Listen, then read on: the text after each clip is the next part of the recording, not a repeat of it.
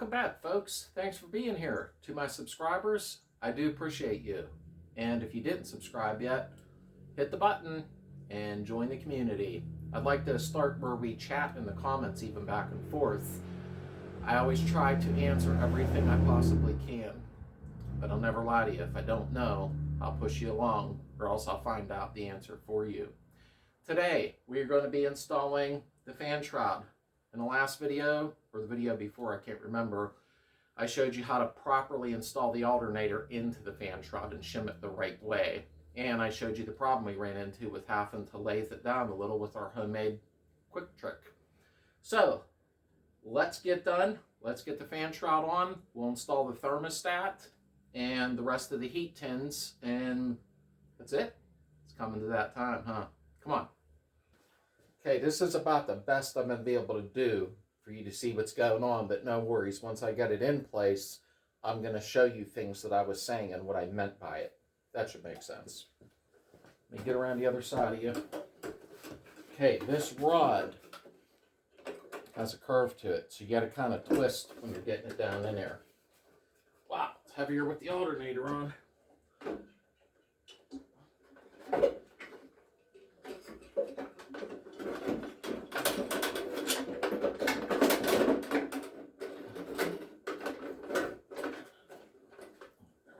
Twist it a little.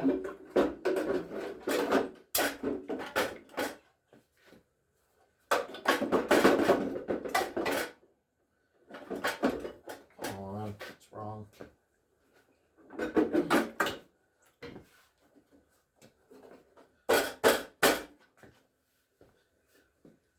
Whoops, this lip didn't go in.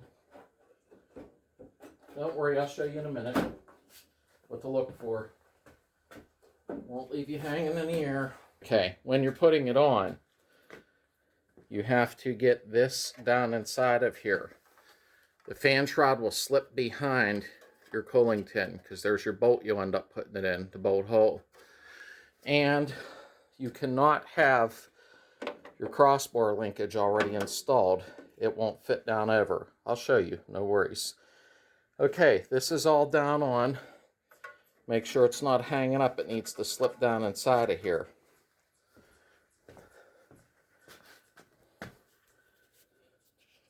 Over there, same thing. Okay?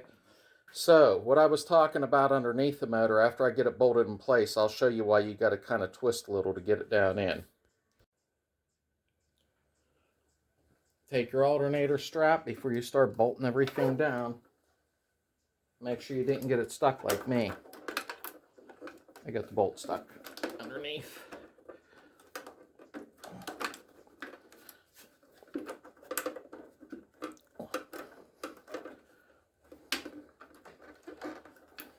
Really?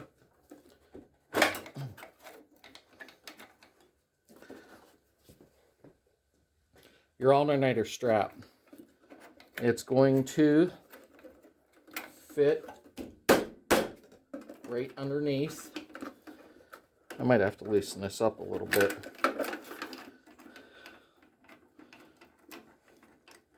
It's just a bolt and a nut, no big deal. Okay, it's going to slide forward, and I'll show you in a second what I'm talking about. Twist that around so we're able to get a wrench on it. Okay, see down in there? It's going to slide onto the alternator stand. Alright, and I'll show you what I'm talking about.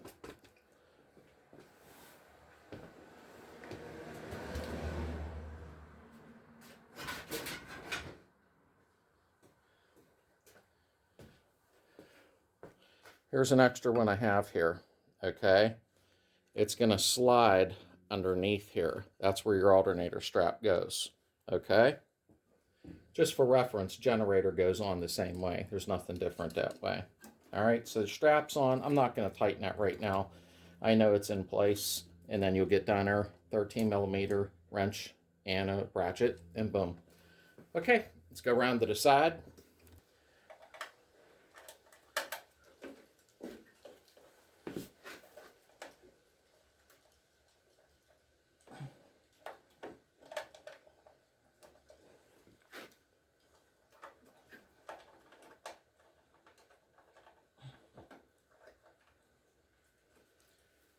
Next, 10mm bolt.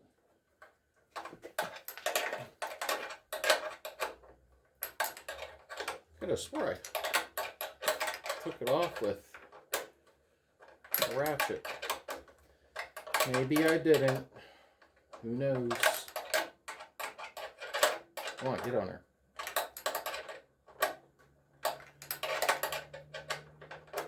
I'll speed this up.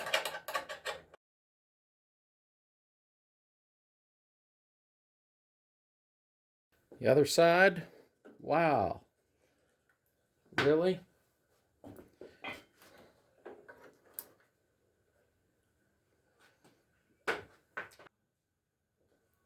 Now, you're going to see where I screwed up, and I'm sure other people will do it. Put the bolt into the fan shroud before you lower it back down in, because this is slotted here where it slides down into cooling tins. I'll show you what I mean. Your cooling tins sit on there like that. They're slotted. So when you get to the driver's side, the intake's in a way. I had to loosen it up to get the bolt started. They're slotted. So put your bolt into your fan shroud. Just a couple, 1 or 2 turns, that's all. So when you slide it down on, it'll slide here and the bolt will already be installed. I hope that made sense. Then you just take your wrench and get in there and tighten up. I already tightened it. Okay?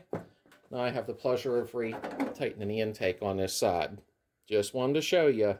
Another thing I wanted to point out. If you remember in the beginning, I did the intake install and I had these on there and I was complaining and I think I did. I think I complained. I usually do. But these are junk.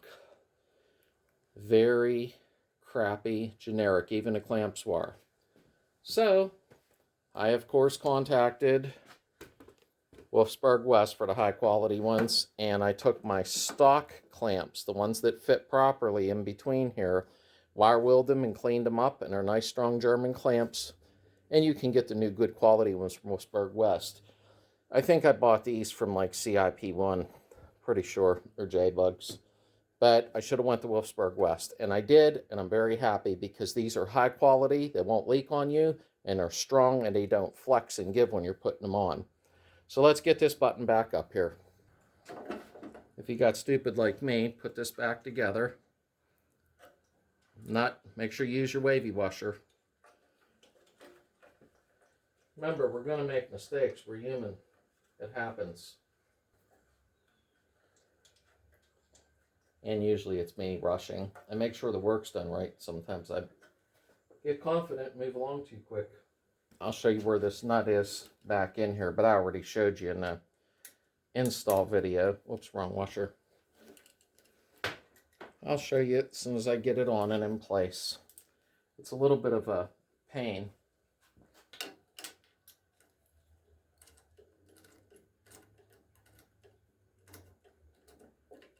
Before you tighten up that nut here, and I'll show you when I'm done where it's at, make sure you pull on this or push, whatever way.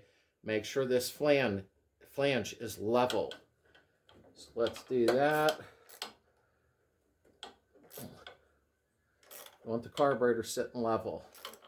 That's why it's slotted. Okay. Let me tighten the intake and I'll show you that nut.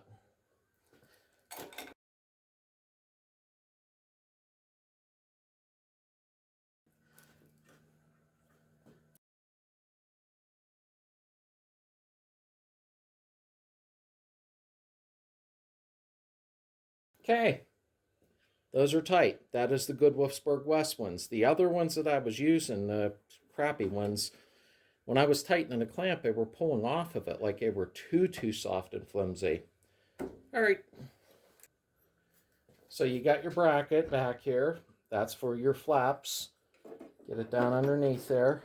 Put it on that end. And put it on that end. You have these here. Okay, these little clips and a washer. Don't forget your washer. Slip your washer on there. These are kind of a pain to get on because they snap into place. I'll show you them when I'm done. It'll make sense. Come on. There we go. I'll show you when I'm done here what they're like, and it'll make sense to you and you understand, and some of you may already know. Your other end, put this one on. Okay. Now your spring. There's a little hole right there. You're going to hook your spring onto it, and then you have a little hole right here you're going to hook your spring onto. And see how nice that is. All right, if you have to, here, let me bring you here a minute. First of all,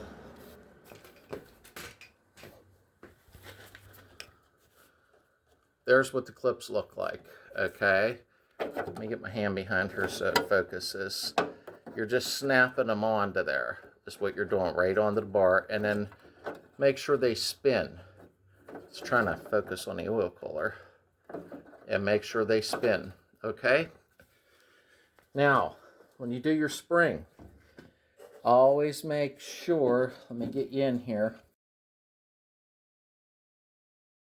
Now, we are at the back. Tighten up the bolt from your shroud that holds the oil cooler on. It holds the tins in place. What that bolt does is holds the tin to the bracket on the oil cooler. So after you've tightened that, let me double check it. It's tight. Okay, let's do some duct work on the back. What you're going to do next is take this, slide it under onto that bolt, and then forget your ratchet. Okay, I'm back. Okay, you're going to tighten that up.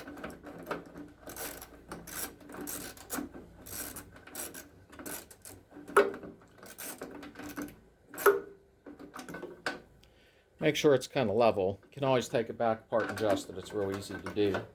I'm trying to stay out of the camera way here.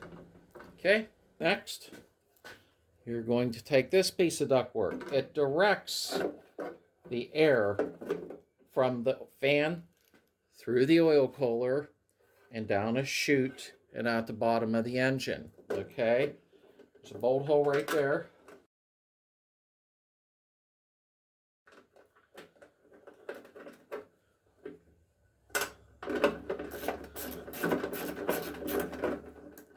Come on. I'll bring you up close and show you what I mean here in a second. So when your fan is spinning, the air is being pushed through the oil cooler, down this ductwork, down here, and there's a hole in the bottom, and it blows the air out of the bottom. So make sure you have all of this stuff in place, okay? And as I said before, the reason for shimming this fan is so it doesn't rub the doghouse in it. Let's give it a spin. See what I mean? No rubbing, no squealing. All right? Now, when I was doing the intake, I promised you I'd show you that little nut, so you know where we're at on the motor. Okay. Let's go looky down here. Okay, there's the nut back in there. If I loosen that, that is slotted on the intake. But you want to make sure, see how this is nice and level? It's not leaning forward or tilted back. Once you get it that way, then tighten that nut up. All right, was that good enough? I'm going to reach under. I'm going to pull this rod up and down like the thermostat would be doing. Watch the linkage. Open, closed. Oh, I'm sorry, closed, open. It starts out in a closed position while the motor's warming up. As it warms up and expands, it'll start moving this and opening it up. So once you install your doghouse and put it down in place, just pull on this a little bit. Make sure everything's functioning nice and smooth. Okay? Okay, so we're going to take our thermostat and we're going to wind it on, run it on the rod, spin it on, okay, until it stops. You want it all the way on there.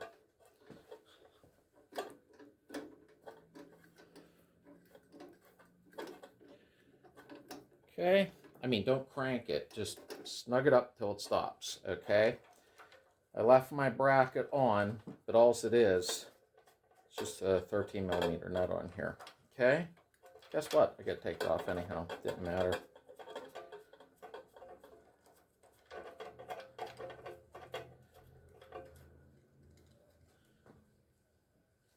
Okay, take your bracket, set it in place. Let me bring you over here.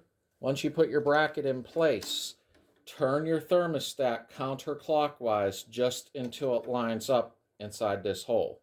You'll see what I mean. I'll show you when I'm done as usual. Okay, first, let's spin our nut on here.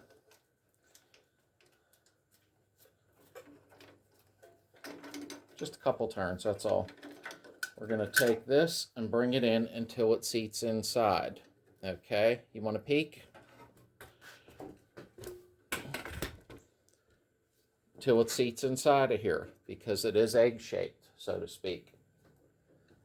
Take your bolt, put it in.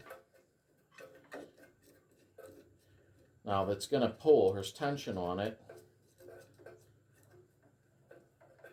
Okay.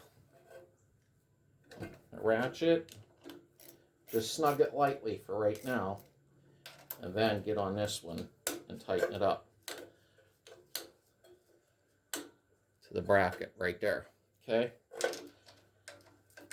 tighten that up. Use 1/4 inch ratchet, don't go berserk on it. Okay, hold this assembly while you're tightening this. Don't just stand there like that and crank it. Hold this, put your thumb against the thermostat. Tighten that up. Make sure it's tight, but don't go nuts.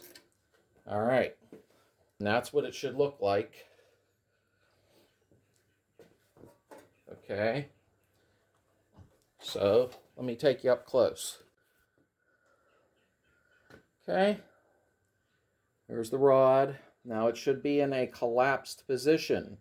When it heats up, this will expand up to the top like an accordion. It'll spread open, which will turn these flaps and move them, and it will open up the flaps inside the doghouse to start cooling the engine down. Make sure you run these. They're very important. If you have a bad one, you'll know because it'll already be expanded to the top. Okay? It'll fail in an open position. American Powder Coat's the only one I know that sells the originals. They're about $120. To test yours, when it's in a collapsed position like that, I showed you in my other video, there's 2 videos on this, that you heat it up and it'll expand and open up, I believe at 167 degrees. So that's that. We're going to take our last piece of trim on this side and we're going to set it in place. Hi, bud. So we have our last heat shield piece. That is going to go in here. One will go where it holds it to the block. Okay. I don't want to go in. Only when you're filming. Let me put this one in first. Hold it in place. Don't tighten them yet till you get them all in place.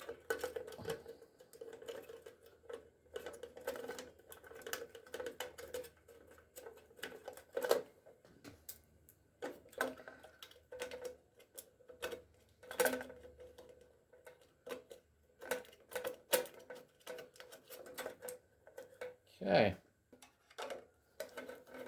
and we'll go over this when I'm done here in a minute, the tins.